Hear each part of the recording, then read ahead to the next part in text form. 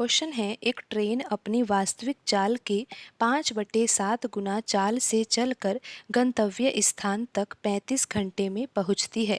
यदि ट्रेन अपनी वास्तविक चाल से चले तो कितना समय बचाएगी। तो यहाँ पर प्रश्न में दिया हुआ है कि ट्रेन अपनी वास्तविक चाल से नहीं चल रही है, वास्तविक चाल के 5/7 गुना चाल से ट्रेन चल रही है और गंतव्य स्थान तक यानी कि जहाँ पर ट्रेन को पहुँचना है उस स्थान तक पहुँचने में कितना समय लेती है, 35 घंटे का समय लेती है। अब प्रश्न में हमें ये ज्ञात करना है कि अगर ट्रेन वास्तविक चाल से ही चले तो कितना समय बचाएगी, यानी कि कितना कम समय लगेगा। तो यहाँ पर हम पहले तो मान ही लेते हैं कि वास्तविक चाल कितनी है और हम मानेंगे यहाँ पर कि वर्तमान चाल कितनी है। तो आपको पता है कि वास्तविक चाल का 5/7 गुना वर्तमान चाल है।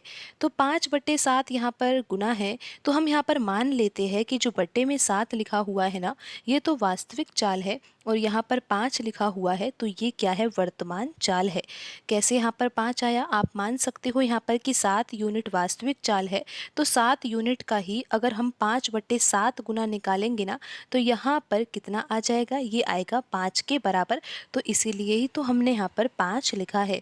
तो आपको अब ये समझ में आ गया है कि वास्तविक चाल और वर्तमान चाल में अनुपात कितना है, 7:5 है।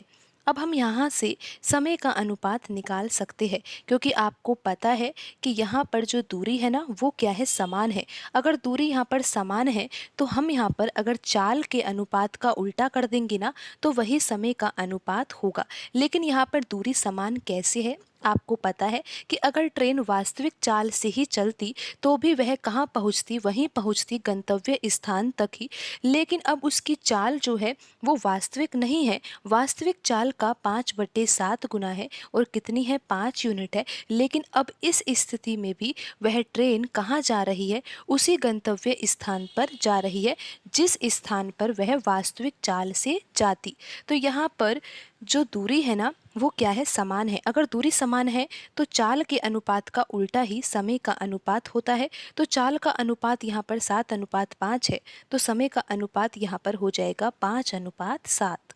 तो यहाँ पर अब आप ये देखिए कि जब चाल यहाँ पर 7 यूनिट से 5 यूनिट हो गई है तो समय यहाँ पर 5 यूनिट से 7 यूनिट हो गया है। तो यहाँ पर प्रश्न में दिया हुआ है कि अगर चाल यहाँ पर 7 यूनिट से 5 यूनिट हो जाती है तो समय कितना लगता है, 35 घंटे का समय लगता है।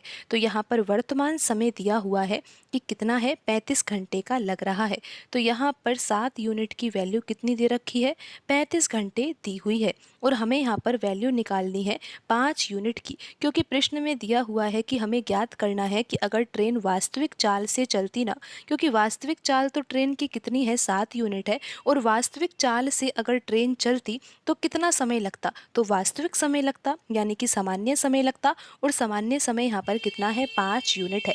7 यूनिट की वैल्यू तो यहाँ पर प्रश्न में दी हुई है और कितनी है, ये 35 घंटे के बराबर। तो हमें यहाँ पर वैल्यू निकालनी है 5 यूनिट की और उसके बाद ही हम यहाँ पर ये पता लगा सकते हैं कि कितना कम समय लगेगा, क्योंकि प्रश्न में यही पूछा है कि वास्तविक चाल से चले तो कितना कम समय लगेगा, यानी कि कितना समय बचाएगी वह ट्रेन।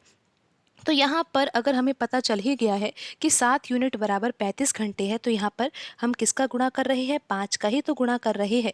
तो यहाँ पर 1 यूनिट की वैल्यू कितनी आ गई है, 5 के बराबर आ गई है, 5 घंटे के बराबर आ गई है। तो यहाँ से हम 5 यूनिट की वैल्यू निकालना चाहते हैं, तो यहाँ पर भी हम 5 का गुणा करेंगे तो ये वैल्यू कितनी आ जाएगी, 25 घंटे आ जाएगी। तो आप यहाँ पर ये समझिए कि अगर ट्रेन वास्तविक चाल से चलती तो ट्रेन को कितना समय लगता, 25 घंटे का समय लगता। लेकिन यहाँ पर चाल कम हो गई है तो समय भी यहाँ पर ज़्यादा लगा है, और कितना समय ज़्यादा लगा है, कितने समय में ट्रेन पहुँची है, 35 घंटे में पहुँची है। लेकिन यहाँ पर समय में अंतर कितना है, यानी कि अगर ट्रेन वास्तविक चाल से ही चलती तो कितना समय बचाती, 10 घंटे का समय बचाती, क्योंकि उस स्थिति में ट्रेन 25 घंटे में ही पहुँच जाती। और अब ट्रेन कितने घंटे में पहुँच रही है, 35 घंटे में पहुँच रही है। तो यहाँ पर प्रश्न में पूछा गया है कि कितना समय बचाएगी, तो यहाँ पर 10 घंटे का समय बचाएगी, यानी कि 10 घंटे का समय कम लगता। तो यहाँ पर ऑप्शन ए सही आंसर होगा।